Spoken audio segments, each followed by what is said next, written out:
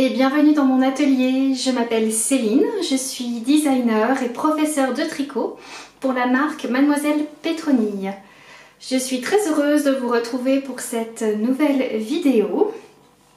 Cette fois-ci, il s'agira d'un podcast classique dédié au tricot.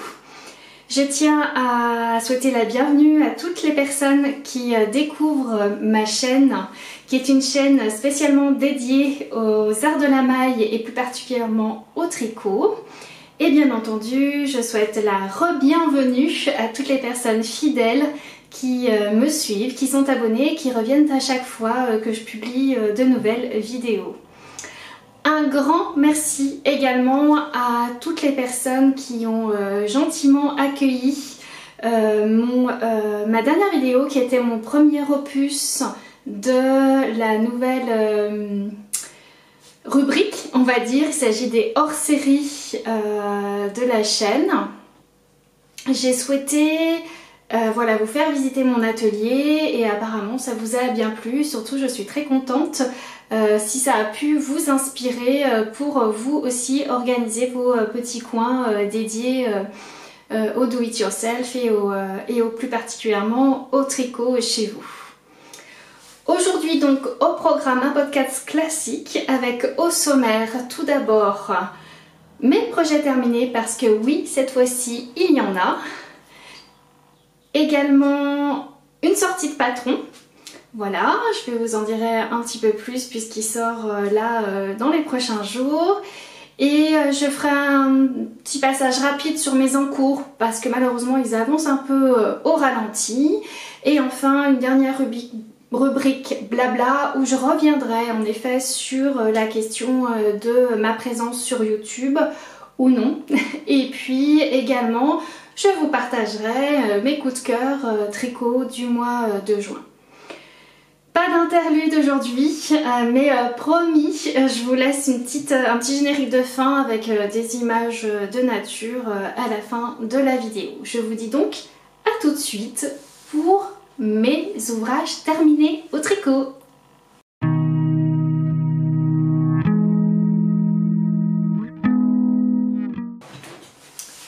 Alors, aujourd'hui, en ouvrage terminé, il y aura deux ouvrages professionnels. En fait, je fais une distinction pour celles qui n'ont pas l'habitude et qui découvrent cette chaîne, ou celles et ceux, pardon, qui découvrent cette chaîne. Je présente à la fois mes ouvrages en cours et terminés, que ce soit au niveau de ma vie professionnelle, c'est-à-dire mes designs, mais aussi tout ce que je peux tricoter ou crocheter d'autres modèles, d'autres créateurs ou d'autres créatrices. Mais aujourd'hui, il se trouve que mes ouvrages terminés sont mes propres designs. Le premier, je vais faire un passage très rapide parce qu'il s'agit d'un pull qui va sortir pour la rentrée et comme je vais garder un petit peu la surprise, c'est une collaboration, voilà, je vais vous le montrer mais pas vous en parler trop. Voilà, vous en saurez beaucoup plus au moment de la sortie début septembre. Vous l'avez vu, je vous en avais un petit peu parlé dans mon podcast, alors pas la vidéo mais mon podcast précédent. Il s'agit du petit pull en empiècement circulaire que je tricote tout en mohair, qui se veut une version assez versatile d'un pull basique. C'est la première pièce qui va faire partie de la nouvelle collection que je vais créer sur mes boutiques, qui est une collection que je vais intituler ma garde-robe au quotidien. Et l'idée, ça va vraiment être de vous présenter des modèles que moi, je porte très facilement tous les jours. Et que voilà, j'avais envie de me confectionner comme ça une petite gamme de basiques faciles à porter, à combiner avec mes tenues, en sachant que ça soit aussi des modèles faciles à tricoter pour vous. Voilà, l'objectif de cette collection va être vraiment de vous permettre d'aborder différentes formes, que ce soit en pull, en gilet ou en accessoire, il y aura un petit peu de tout. Mais de manière assez intuitive pour vous et surtout personnalisable. L'idée c'est vraiment de vous montrer une forme basique que vous allez pouvoir vous après ce que j'appelle pimper, oula, c'est pas tellement un mot que j'aime bien, vous avez améliorer selon votre goût avec des options. Voilà, c'est un patron, vous verrez, il propose plein d'options. en fonction de votre niveau de tricot mais aussi de vos envies. Et ainsi avec ce patron là vous aurez la possibilité de vous tricoter plusieurs versions du même modèle puisqu'il y aura des combinaisons d'options différentes dans ce type de modèle pour ces collections là. Donc je vous le montre très vite, hop hop hop, voilà, vous pouvez voir que c'est un petit pull léger tout en mohair.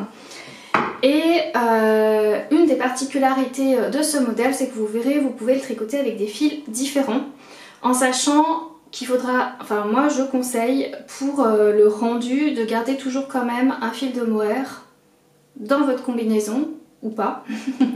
Enfin vous verrez, vous pouvez le tricoter soit seul, soit en combinaison avec d'autres fils. Donc voilà, ça va permettre aussi d'avoir une même forme de pull, un même design, un même modèle, mais pour des usages différents, c'est-à-dire plus ou moins chaud. On va aller à des choses légères jusqu'à des choses vraiment chaudes pour l'hiver. Voilà, avec un seul modèle, vraiment quand je dis plusieurs versions, c'est pas que plusieurs versions esthétiques, c'est aussi plusieurs versions pratiques. Donc voilà, donc il va s'appeler le pull Edelweiss, ça j'ai le droit de vous le dire. Enfin, en tout cas je m'autorise à vous le dire. Et ça sera donc cette collection qui fait partie de ma garde-robe au quotidien.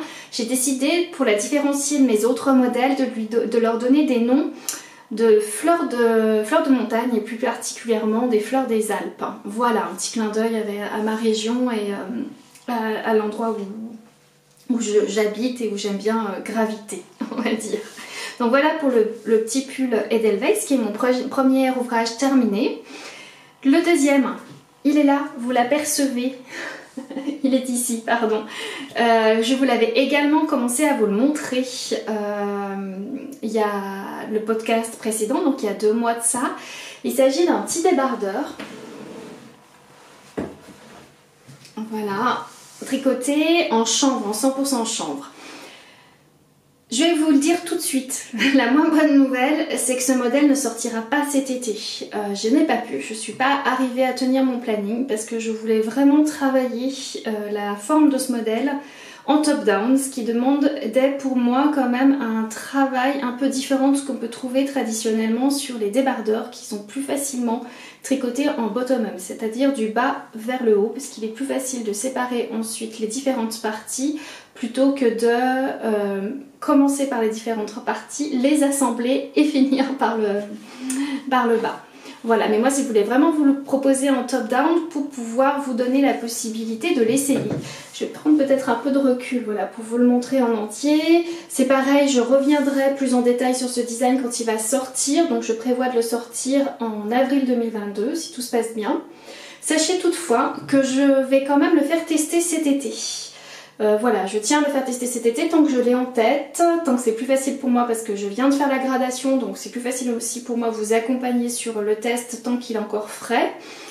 Donc voilà, ça c'est une petite info pour vous dire que les personnes qui auront la possibilité de le tester, donc vous savez, peut-être vous savez pas, pour tester mes modèles, il suffit simplement de m'envoyer un petit email ou en message, me donner votre adresse email par le biais que vous préférez, et moi je vous ajoute à la newsletter qui est vraiment dédiée aux appels au test.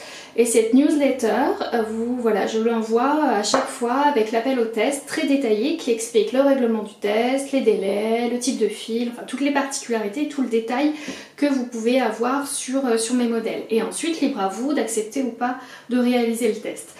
Tout ça pour vous dire qu'il y aura certaines chanceuses qui pourront tester donc ce petit débardeur à partir de la semaine prochaine et qui pourront profiter dès cet été. Voilà, mais sachez que le patron lui sortira qu'en 2022. C'est donc la particularité, je vais lui enlever sa petite couronne de blé parce que voilà, ce sera plus simple pour que vous puissiez comprendre. Voilà, la particularité c'est que je voulais un décolleté faussement en V. Vous voyez, voilà, sur le devant. Pareil sur le dos, mais il est un petit peu moins échancré que sur le devant, c'est-à-dire que la forme en lui-même aussi de ce décolleté n'est pas tout à fait la même chose que sur le devant. Il y a donc des échancrures pour les bretelles, mais j'ai veillé à ce que ça reste des larges bandes, c'est-à-dire que normalement quand il est porté, il dissimule votre lingerie. Voilà, vos bretelles de soutien-gorge sont dissimulées. Pareil, il n'arrive pas trop bas pour pas non plus avoir une échancrure trop basse. Voilà, je ne vais pas vous en dire plus. Il est tricoté dans un fil, donc il y a un fil 100% chanvre qui s'appelle le Canapa de chez Langyard. C'est un fil fingering et qui là est tricoté très fin puisque c'est un échantillon de 26 mailles. Tout ça pour pouvoir avoir quelque chose qui n'est pas trop transparent et qui a une bonne tenue. Voilà, mais vous voyez que si je vous montre, il est extrêmement fluide. Donc c'est un magnifique fil. C'est un fil qui change énormément avec le blocage. Il faut bien le savoir si vous faites cette option de ce choix-là. Il faut vraiment pas hésiter à lui faire un blocage assez agressif, surtout en largeur, pas en longueur, parce qu'il va avoir tendance de toute manière à s'étirer plutôt en longueur. Donc moi je vous conseille de faire plutôt un blocage agressif en largeur, ce qui va compenser le fait qu'il va se détendre en longueur et en même temps qui va lui permettre de bien s'assouplir, de bien se réchauffer, de prendre sa forme.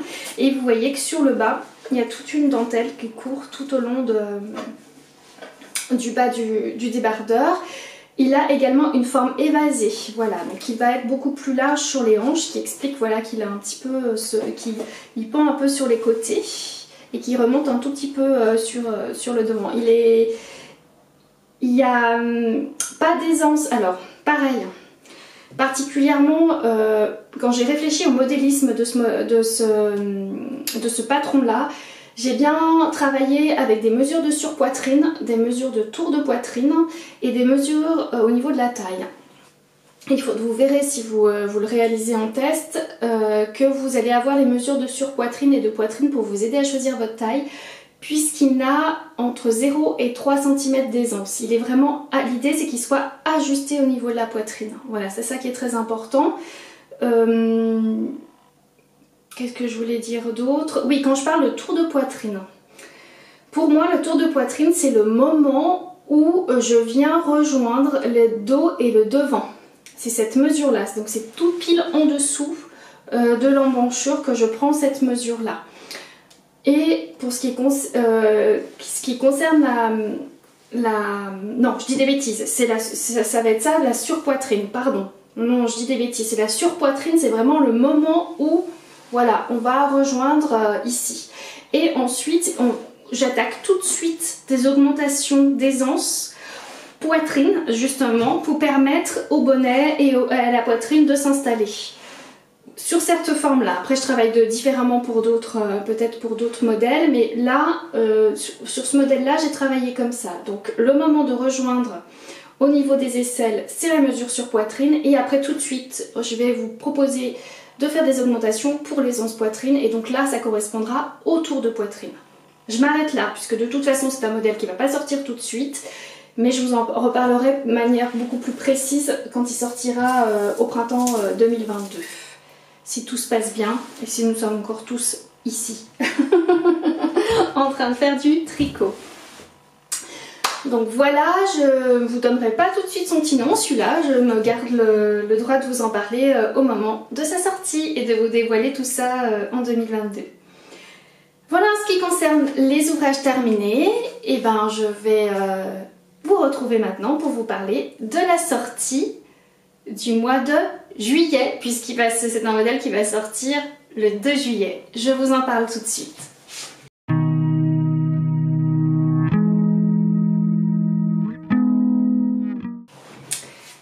Alors, pour ce qui concerne le modèle que je vais sortir incessamment sous peu, en même temps que sort, je pense, ce podcast, il s'agit du top Audrey. C'est le modèle que je porte actuellement, mais je vais vous expliquer, je le porte pas de manière très conventionnelle, mais je vais vous expliquer pourquoi. Ce modèle, il est le fruit d'une collaboration avec la boutique d'Aix-en-Provence, le chat qui tricote, donc la mercerie qui se trouve à Aix-en-Provence. Camille, la propriétaire de la mercerie, m'a contactée il y a quelques mois de ça pour me demander si je voulais bien lui réaliser un design pour sa box d'été 2021. celui dont j'ai accepté puisque j'avais des idées de petits designs d'été, donc c'était pas trop compliqué. Je lui ai seulement dit écoute, ça dépend avec quel fil tu veux travailler. Elle m'a dit voilà, c'est un fil de coton de calibre DK et je lui ai dit ben c'est parfait, c'est exactement, j'ai un modèle en tête avec cette épaisseur de fil, donc c'est parti.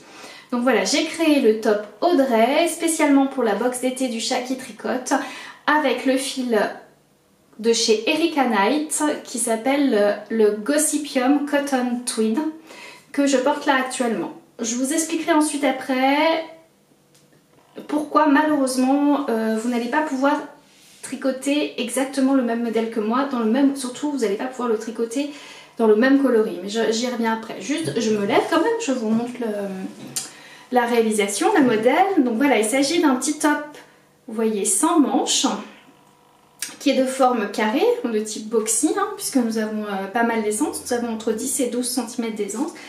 Et la particularité, c'est qu'il a donc un motif ajouré de dentelle sur l'empiècement devant, qu'on retrouve de manière perpendiculaire sur les côtés, mais également au niveau de l'empiècement dos.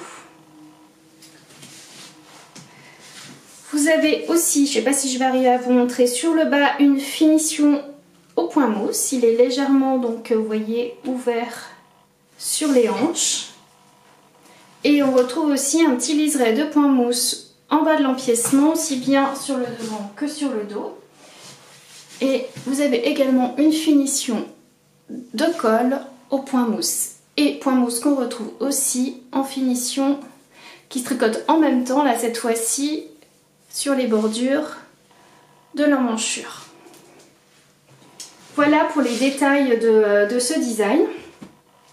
C'est un modèle, quand je l'ai réfléchi, quand je l'ai pensé, j'avais en tête, je sais pas pourquoi, une idée de petit top, un peu comme on pouvait retrouver dans les années 40, les femmes qui avaient des tenues un peu sportswear, petit polo de tennis, petit polo de plage. Voilà, j'avais une petite idée de quelque chose de très détendu, très relaxé. Donc ce que je vais faire, c'est que je vais vous insérer au fur et à mesure que je vais vous parler de ce modèle, je vais vous insérer des images pour que vous puissiez le voir porter sans chemise, hein, parce que il se trouve qu'aujourd'hui il fait pas très chaud en Savoie, donc je ne me voyais pas vous le montrer porté bras nus. Mais bien sûr, vous allez voir des images qui vont défiler pour vous montrer, et d'ailleurs les photos du modèle sont bien portées bras nus. Il se trouve que moi je l'ai enfilé ce matin par-dessus ma chemise et en fait j'aime beaucoup. Voilà, ça donne un petit débardeur, comme ça un peu bien la tendance en ce moment, à porter par-dessus une blouse. Alors là c'est pas la blouse idéale, hein. Idéalement ça serait beaucoup plus joli avec un petit col. Mais pourquoi pas, voilà, en tout cas il est très confortable et il est tout à fait portable par-dessus une blouse ou une chemise. Je reviens à mes moutons pour vous parler un petit peu plus donc de cette box d'été qu'on propose donc avec le chat qui tricote.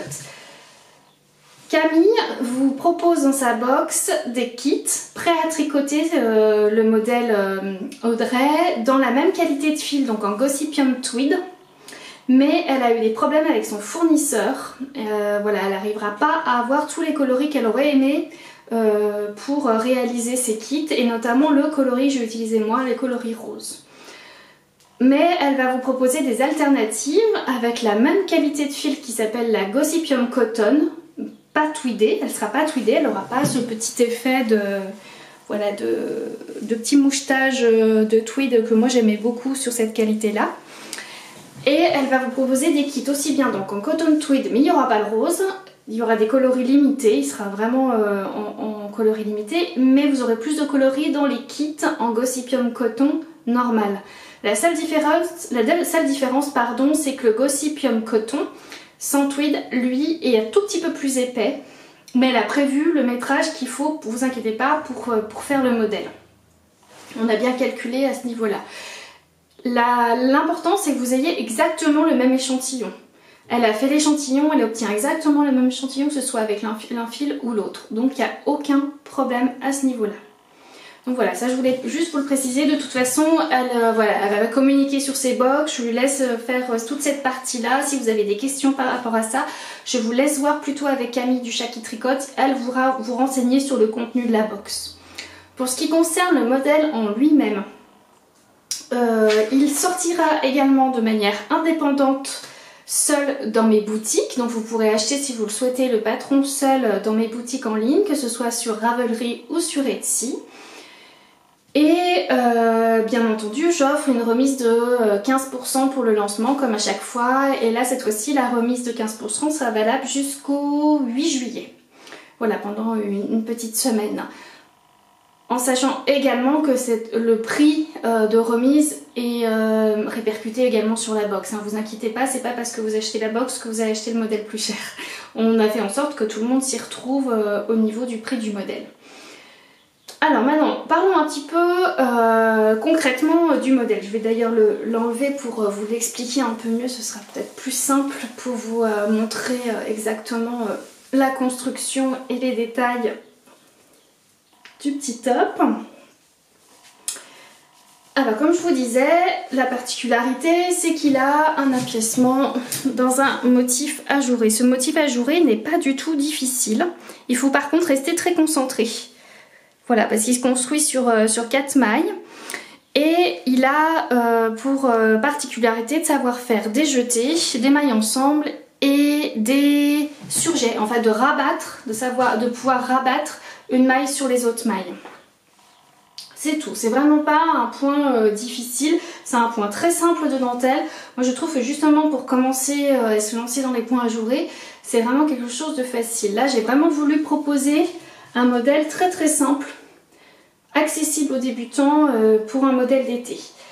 La particularité autre de ce modèle, il y a deux autres caractéristiques sur ce modèle. Tout d'abord sa construction. C'est un modèle qui se construit en morceaux et les morceaux sont ensuite soit assemblés, soit on relève des mailles pour rejoindre les parties ensemble. Je vais vous expliquer ça, vous inquiétez pas. Et enfin la dernière autre particularité, c'est qu'il est... Voilà, il y a une partie sur les côtés ici qui est tricotée de manière perpendiculaire. Donc le même motif que vous avez là dans ce sens-là, qui est tricoté de bas, c'est un modèle qui est tricoté du bas vers le haut, et bien on va faire la même chose, mais en le tricotant de manière perpendiculaire. Pareil, sur le côté, on va relever des mailles et on va remonter pour tricoter les côtés de manière perpendiculaire. Alors, je vous explique un peu la construction. Vous allez voir, c'est pas si difficile que ça.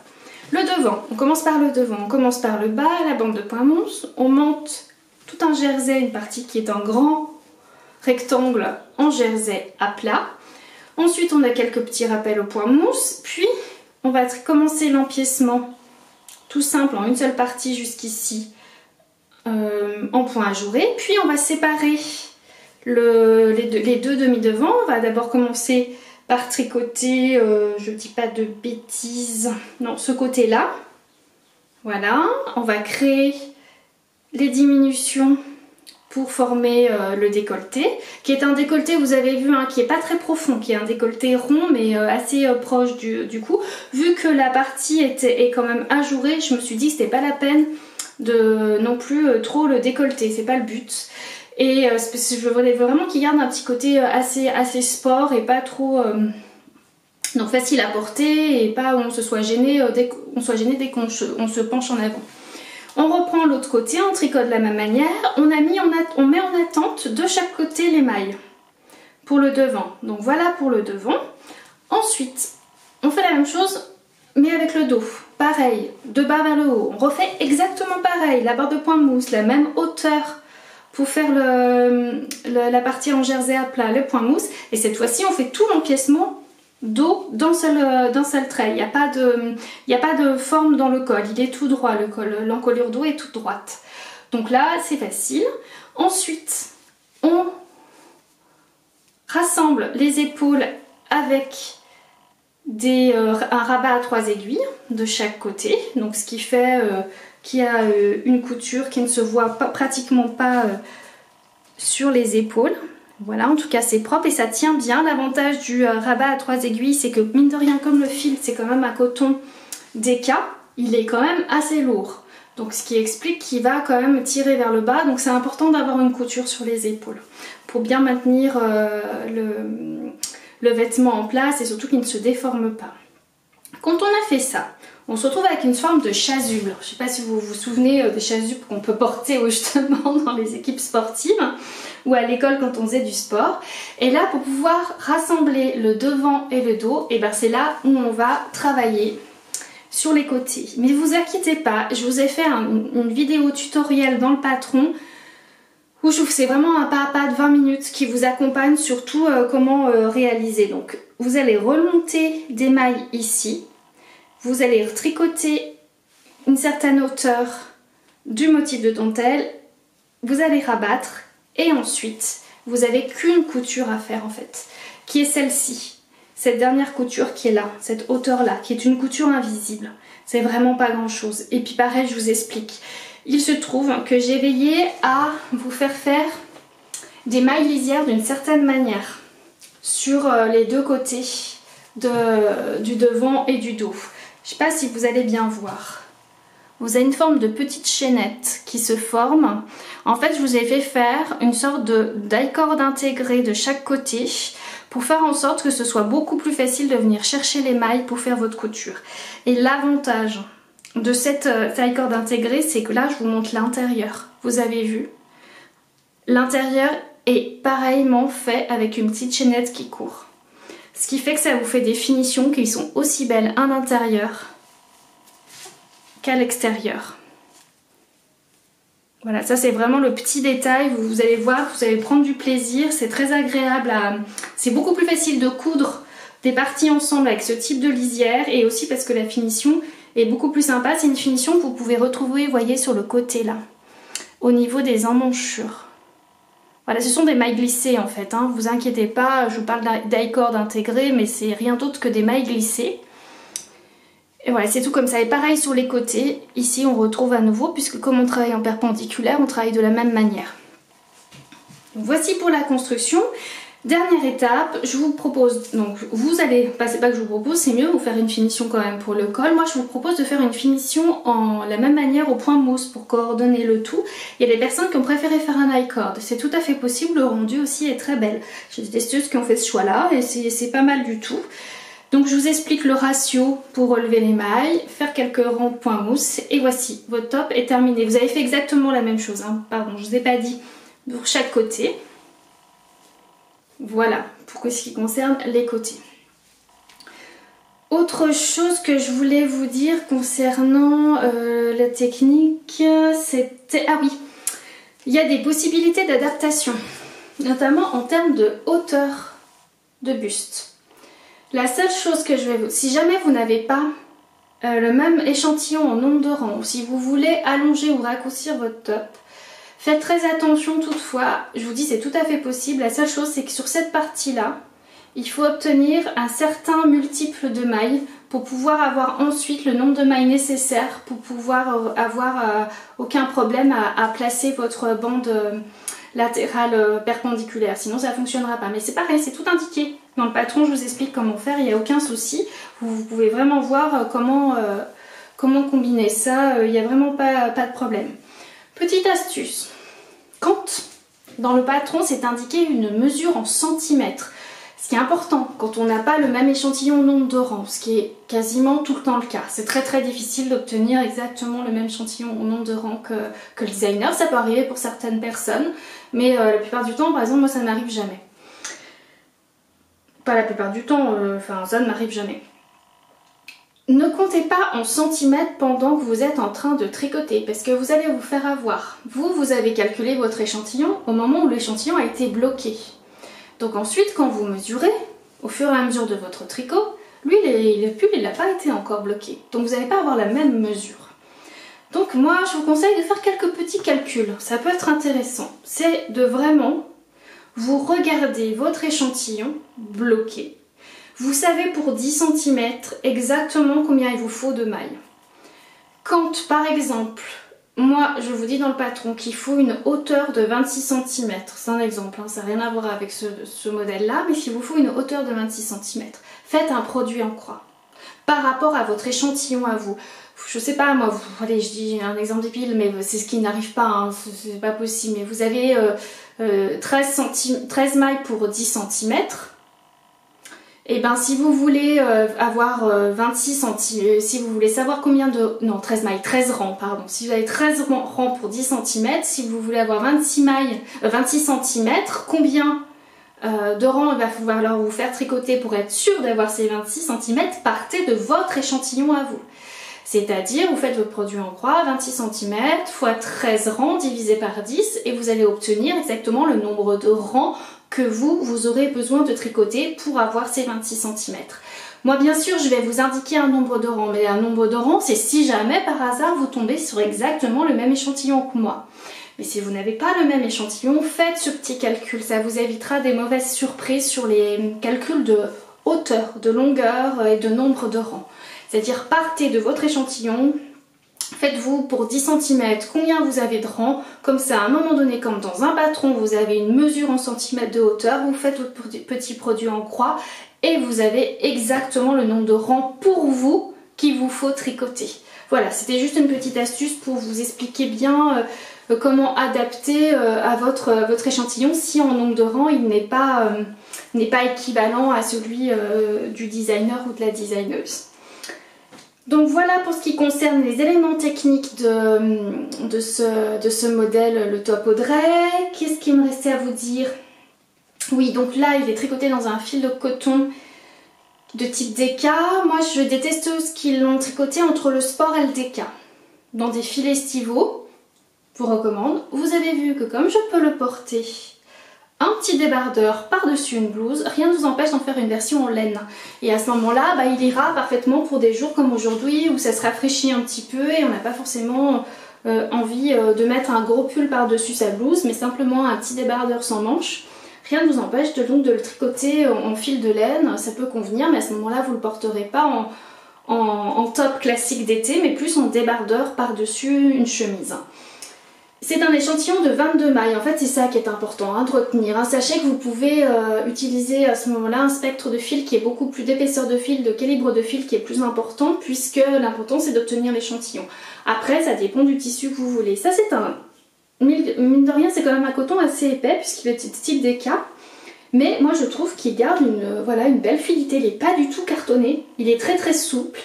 C'est du coton égyptien, honnêtement c'est une très belle qualité, il est non traité, il est garanti GOTS, enfin c'est vraiment une très très belle qualité.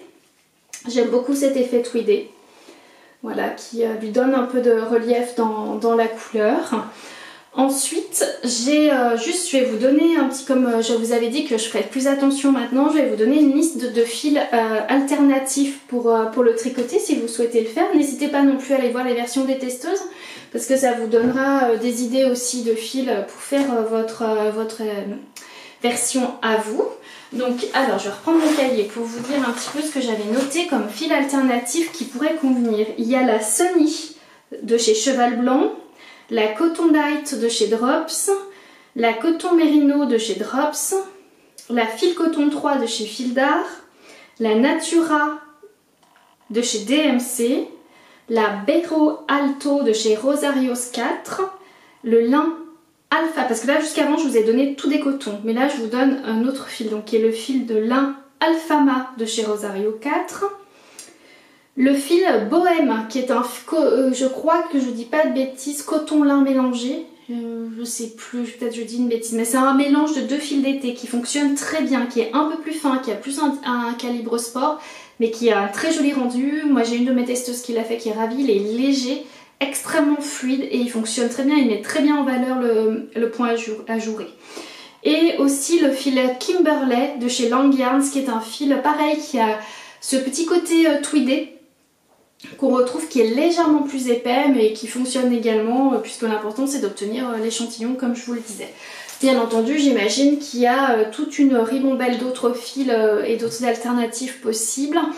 Vraiment, allez voir aussi les fiches projets sur Ravelry des testeuses, ça vous donnera des indications sur quel type de fil utiliser. Mais vous pouvez voir que vous avez déjà beaucoup d'alternatives à tout type de prix, tout type de budget pour réaliser ce petit top, le top Audrey. Donc le patron sort le 2 juillet, aussi bien pour la box d'été du chat qui tricote que seul, patron tout seul sur mes boutiques en ligne, Ravelry ou Etsy.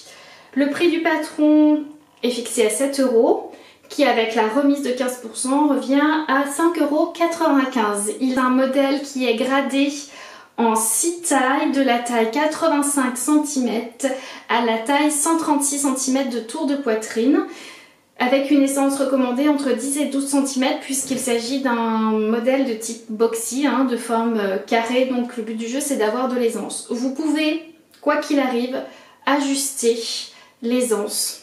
C'est une de mes testeuses qui a fait ça, puisque je vous indique sur les côtés la bande, la hauteur que moi j'avais prévue. Mais si vous faites une hauteur un peu moins grande, voilà, et ben vous pouvez exactement ajuster avec votre échantillon à la taille souhaitée de votre tour de poitrine. Vous n'êtes pas obligé d'avoir autant d'aisance. Autre mise en garde. C'est possible aussi de creuser un peu l'encolure. Pour ça, il suffit juste de prolonger la hauteur au niveau des bretelles. C'est-à-dire après avoir fait les dernières diminutions. Et si vous continuez tout droit, donc vous pouvez continuer. C'est tout à fait possible. Cependant, faites très attention parce que ça va déterminer votre hauteur d'emmanchure. Puisque ça va allonger cette partie-là et vous risquez de vous retrouver avec une emmanchure beaucoup plus basse. Alors c'est tout à fait possible, surtout si vous le portez par exemple par-dessus un petit débardeur. Ça a tout à fait son effet, donc voilà, si vous souhaitez creuser l'encolure, sachez que c'est faisable, mais ça va avoir comme effet d'avoir une emmanchure beaucoup plus creusée, beaucoup plus profonde. Voilà pour ce qui concerne le top Audrey, j'ai terminé. J'espère que ce design vous plaira tout autant qu'à moi. J'adore vraiment, il est très agréable et très facile à porter. Il pourrait presque faire partie de ma garde-robe au quotidien sans problème. Et surtout, c'est un patron accessible aux débutants. Il n'est vraiment pas difficile. Il y a tous les tutos, toutes les techniques qui sont expliquées en vidéo dans le patron. Donc si vous n'hésitez pas trop longtemps puisque c'est l'occasion avec ce modèle d'apprendre plein de choses sans que ce soit trop compliqué. Voilà, et ben je termine là la rubrique sortie de patron et je vais regarder avec vous ce qui se cache dans mes sacs à encours pour voir un petit peu comment j'ai avancé sur mes encours.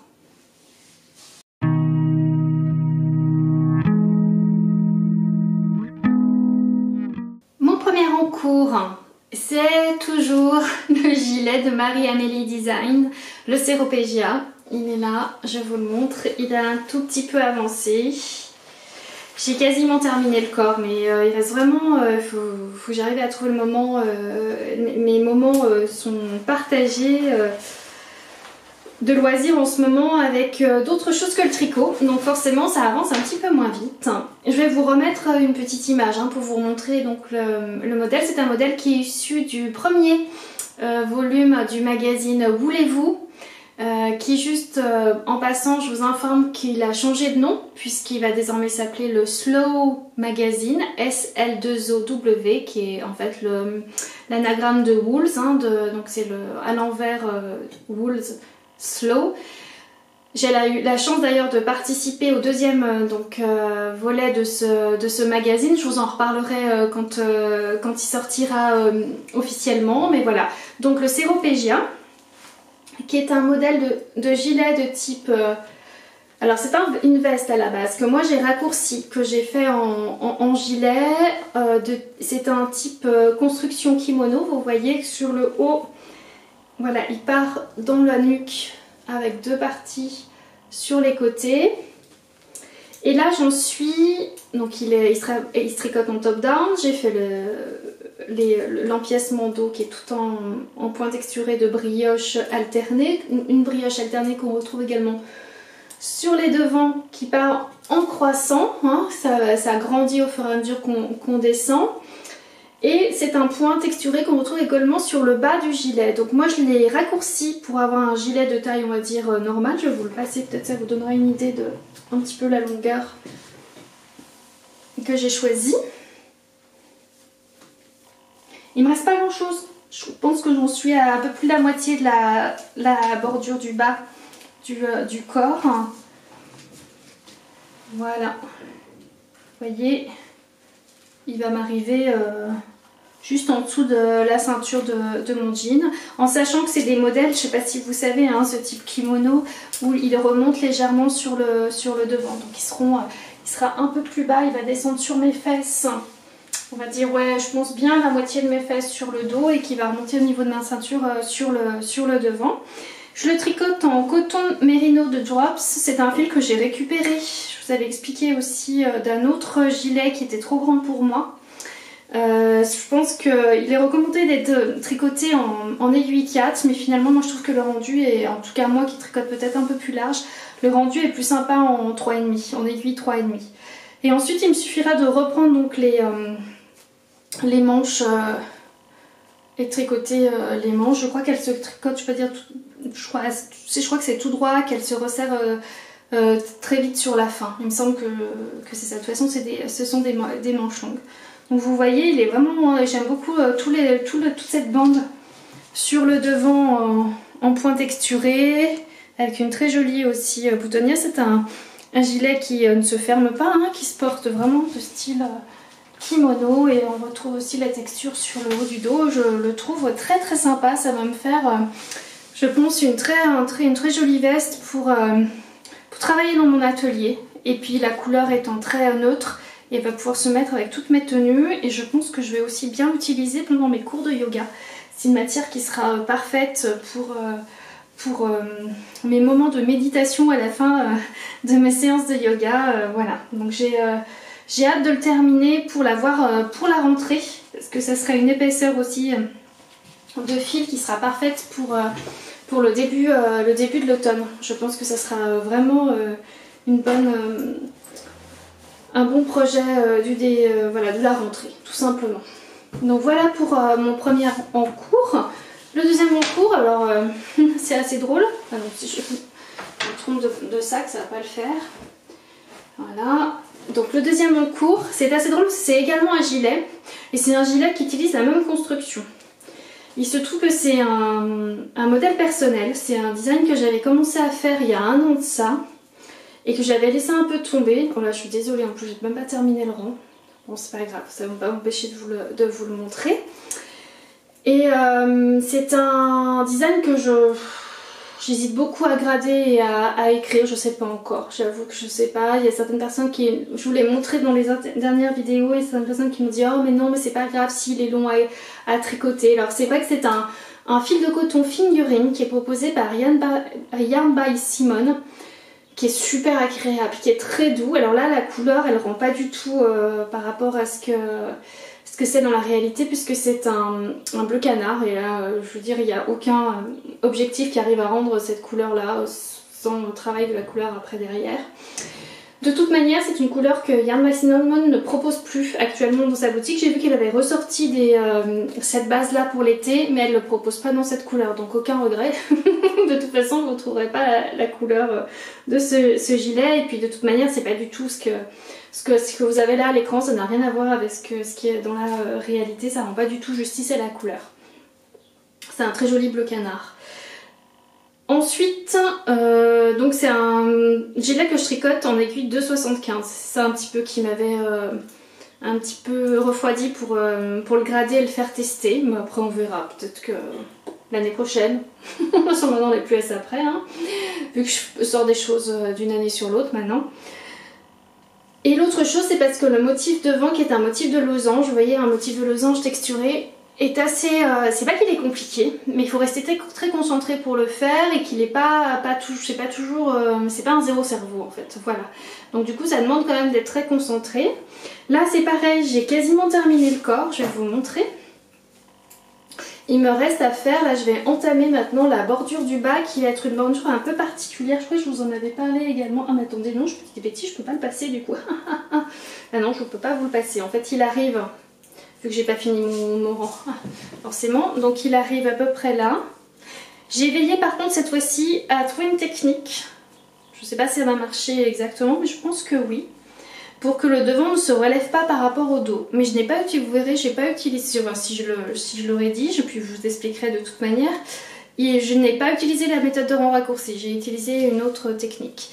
Voilà, et là il arrive sous mes côtes en fait, et à partir de là je vais faire une large bande d'à peu près 10 cm qui va être tout en jersey, mais avec ce que j'appelle des larmes de point mousse, qui va, la logique, je sais pas si j'arrive à vous montrer, voilà, c'est que à la fin des losanges ici, va venir dégouliner en fait des bandes de points mousse sur le jersey, comme on a là, hein, puisque de toute façon les losanges sont constitués de points mousse sur du jersey.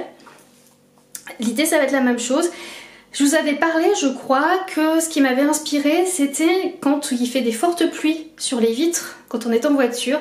Vous avez ces traînées d'eau qui se font le long des vitres, et mon idée c'est vraiment de reproduire ces larmes de gouttes comme ça qui descendent jusqu'en bas du gilet. Voilà, ensuite, alors ça sera pas un gilet à manches courtes mais ni à manches longues non plus, l'idée c'est vraiment, comme c'est une forme kimono, c'est de reprendre un peu le même code que le kimono. Je pense que ça va être des manches qui vont arriver à peu près 3/4 et qui vont rester assez larges, qui vont rester droites. Et peut-être je vais reprendre la logique, je sais pas, si j'ai pas aussi reprendre ces idées de gouttes qui tomberaient à ce moment-là depuis la manche.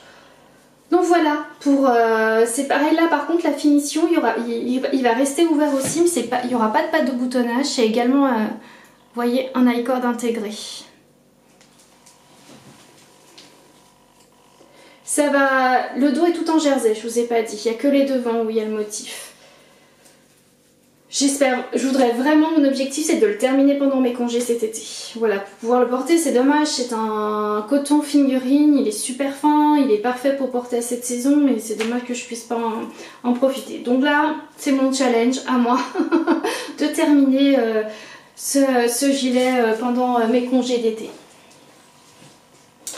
Et ben voilà, j'ai un autre encours sur mes aiguilles, mais je vais pas vous le montrer parce que comme c'est un encours pro, je me dis que je vous le montrerai plus tard quand il aura bien avancé. Ça sert à rien que je vous parle non plus que de mes tricots, mes designs et mes tricots professionnels. Il faut que je vous laisse aussi un petit peu de place à d'autres modèles.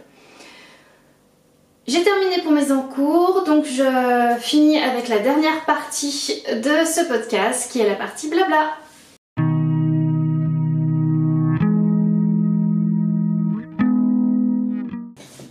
Alors, pour ce qui concerne le blabla de cet épisode, je vais revenir assez rapidement sur ce que j'ai évoqué avec vous lors de ma dernière vidéo, qui était donc le hors-série de visite de mon atelier concernant les nouvelles réglementations de Google à propos de sa plateforme YouTube.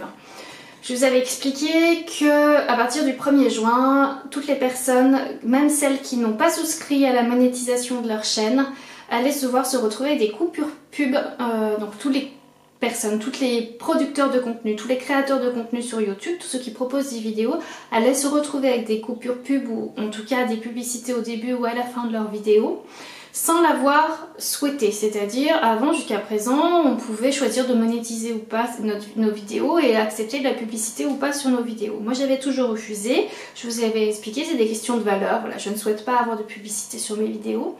Et là, maintenant, Google, via YouTube, s'octroie le droit de pouvoir le faire, ce qui est tout à fait normal, ce que je vous expliquais aussi. Ils sont chez eux. Ils mettent à disposition cette plateforme gratuitement. Donc, forcément, ils peuvent à tout moment changer les conditions d'utilisation de cette plateforme. Moi, ça ne me convient pas. Je souhaite pouvoir vous proposer des contenus vidéo gratuits et sans publicité. D'où toute une réflexion autour de ça, et notamment sûrement ma volonté de migrer vers une autre plateforme. Vous avez été très nombreuses à m'écrire pour me dire que de toute manière jusqu'à présent, il semble ne pas y avoir eu de publicité sur ma dernière vidéo, qui pourtant a été publiée après le 1er juin. Je me doute bien sûr que c'est parce que je suis une petite productrice de contenu, que je n'ai pas énormément d'abonnés, donc pour l'instant je ne vais pas être c'est pas nous petits créateurs qui vont être les premiers impactés par ces nouvelles conditions d'utilisation. Toutefois, si jamais ça devait arriver, Sachez, et ça je le redis parce que je l'ai fait moi aussi et ça a été confirmé par plusieurs utilisatrices, c'est que vous pouvez utiliser sur vos PC, et je crois que c'est sur vos PC uniquement, c'est-à-dire sur vos ordinateurs et non pas sur vos supports mobiles, des bloqueurs de pub sur votre navigateur internet, c'est-à-dire dans les options de votre navigateur internet, vous pouvez installer un bloqueur de publicité. Et sachez en tout cas que pour les ordinateurs, cela fonctionne très bien. Vous pouvez regarder toutes vos vidéos sur YouTube sans avoir les désagréments de la publicité. Donc ça c'est une première chose. La limite, c'est qu'apparemment ça ne fonctionne pas, ce type de bloqueur de publicité, pour toutes les personnes qui regardent les vidéos YouTube sur les smartphones ou sur les tablettes. Faut le savoir. Donc du coup ça quand même exclut une partie des personnes qui ne souhaitent ne pas avoir la publicité. Par ailleurs, au-delà même du fait que moi ça me dérange que vous soyez voilà, interrompu dans votre vidéo par des publicités, ce qui moi me fait poser comme question, c'est la question de la liberté de vous proposer ce dont moi j'ai envie et ce qui correspond à mes valeurs. Pour cela, il est évident que si je veux vraiment avoir toute la liberté nécessaire de vous proposer ce qui compte vraiment pour moi, c'est d'avoir un espace où je suis chez moi. Ou en tout cas, au moins, je paye une location. Voilà, il y a un accord qui est clair, je paye pour pouvoir avoir un espace d'hébergement de mes vidéos. Et là, je suis sûre de ne pas avoir des publicités qui viennent interrompre mes propos. Je suis sûre de ne pas servir je ne suis pas une femme sandwich pour faire la publicité de qui que ce soit et surtout être dans l'incapacité de choisir à qui je veux faire de la publicité, parce que je n'exclus pas qu'un jour je ferai peut-être un partenariat avec une marque qui pour moi a des valeurs qui sont très proches des miennes. Mais ça c'est très différent parce que ce sera une démarche personnelle et c'est moi qui la choisirai et je sais exactement, je pourrais peser le pour ou le contre si ça correspond bien à mes valeurs. Voilà, donc ça pour moi cette réflexion-là elle est très importante. Le sentiment de me sentir chez moi et d'avoir la liberté de vous proposer qui correspond le plus à mes valeurs. Et pour cela, eh ben, la possibilité qui s'offre à moi, c'est de payer des hébergements. Je paye déjà un hébergement avec mon site internet, qui pour l'instant est un petit hébergement parce que mon site internet n'est pas un gros site internet et notamment il y a des photos mais il n'y a pas des vidéos sur mon site internet. J'aimerais que ceci change. Voilà, je suis en réflexion sur la refonte de mon site internet actuellement parce que j'ai besoin de communiquer sur des choses autres notamment que sur mes créations, mais plus particulièrement sur toutes mes offres en termes de professorat de tricot. Et donc à cette occasion, ça va être pour moi l'opportunité de réfléchir à hausser, on va dire, mon niveau d'hébergement de mon site internet. Et dans ce cas-là, il sera facile pour moi déjà d'héberger toutes mes vidéos tutoriels de tricot. Donc ça c'est une première chose. La deuxième chose à laquelle j'ai réfléchi, c'est que ça fait un moment que je parle avec vous de mon envie de me lancer sur une plateforme de mécénat. Donc j'aimerais vraiment arriver dès la rentrée de septembre à ouvrir un Patreon.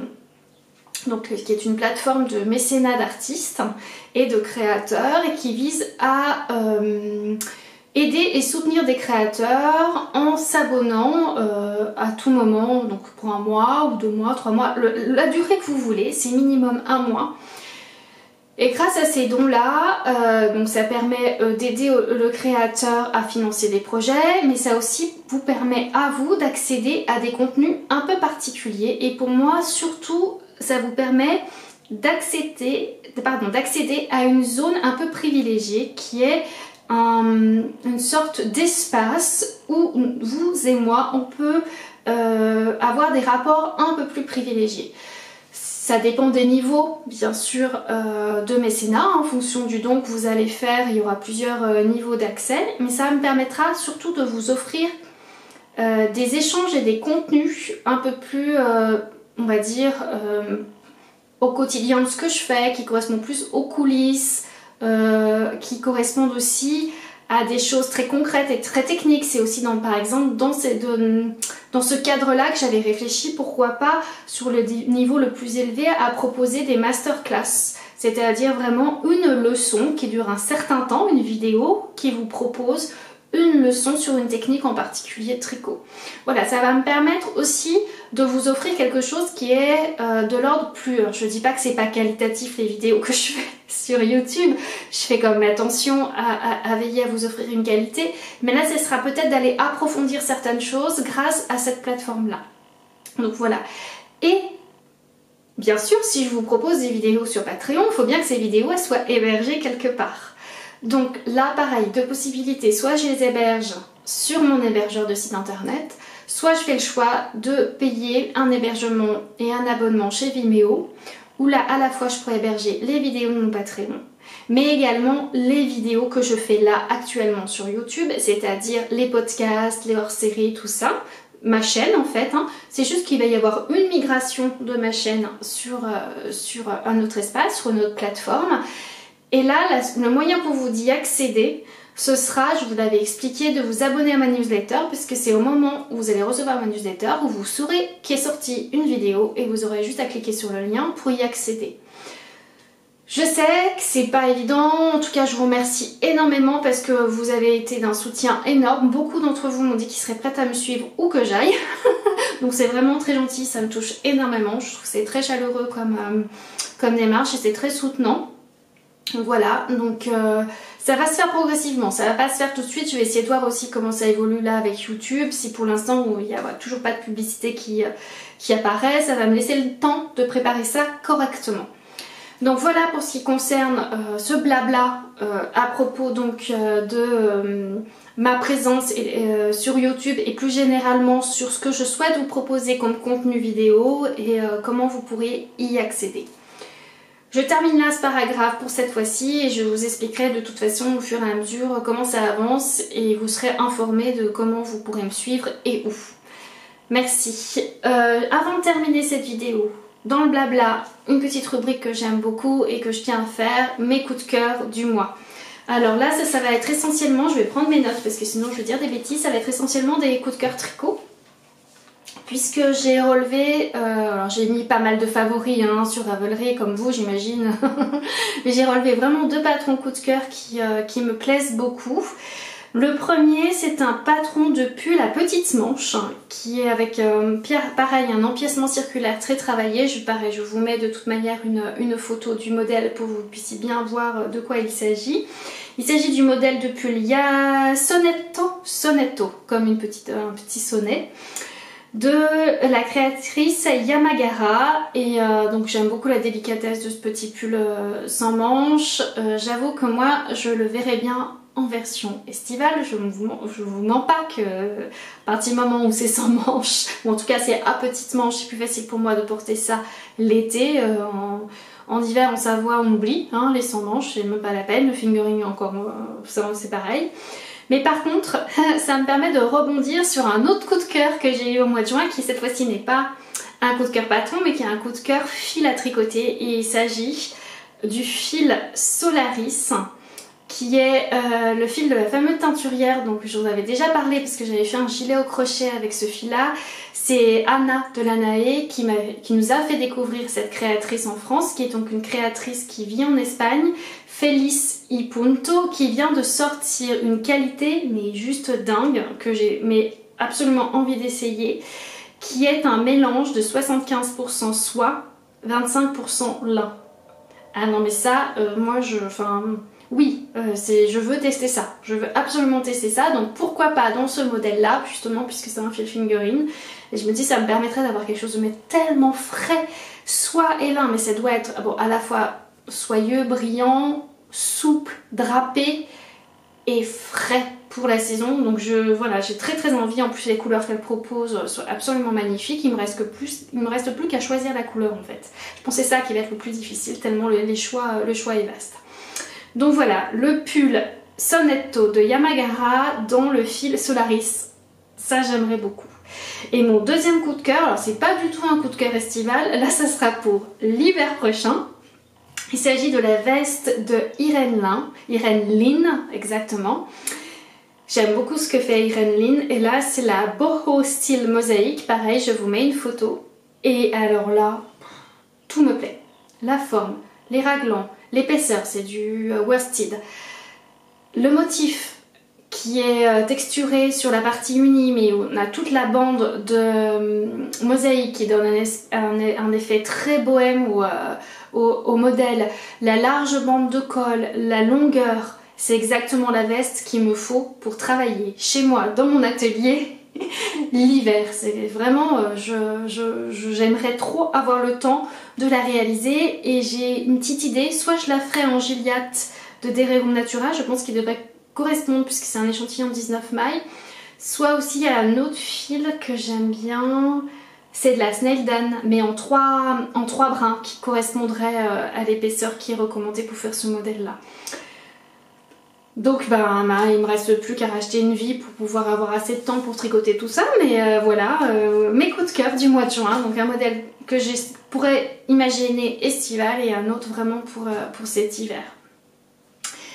Voilà, j'ai terminé cette vidéo, il ne me reste plus qu'à conclure. Un grand merci d'avoir regardé cette vidéo jusqu'au bout, j'espère que cette vidéo vous a plu, si c'est le cas n'hésitez pas à mettre un petit pouce vers le haut, à vous abonner si ce n'est pas encore fait, à parler de ma chaîne autour de vous, partagez, pour moi c'est ça le plus important, si ça vous plaît partagez, parlez-en autour de vous. N'hésitez pas à laisser des commentaires en dessous. Bien entendu, j'ai oublié de vous dire, vous retrouverez tout le détail de modèle et du contenu de cette vidéo dans la barre de description en dessous de la vidéo, hein, en savoir plus, en dessous la petite flèche, le minutage de chacune des séquences, comme d'habitude. Et ben voilà, j'arrête de dire et je vous souhaite un très bel été. Je vous laisse avec un générique de fin où je vais vous montrer un petit peu des images de toutes les petites escapades que j'ai fait pendant la chance que j'ai eue pendant le mois de juin, c'est de partir à la montagne, de changer d'air. On sent là qu'on a un petit répit avec la pandémie, la vaccination nous aide bien, donc croisons les doigts pour que ça puisse durer. Et ben moi je vais vous retrouver je pense pas avant la deuxième partie d'août, la deuxième moitié d'août, et je suis pas sûre que ce sera pour un podcast mais ce sera sûrement une petite vidéo sympa. Voilà, c'est tout ce que je peux vous dire. Je vous souhaite un excellent été, faites de très belles mailles, profitez, reposez-vous, voilà, changez d'air et j'ai plaisir de vous retrouver au mois d'août. À bientôt, merci.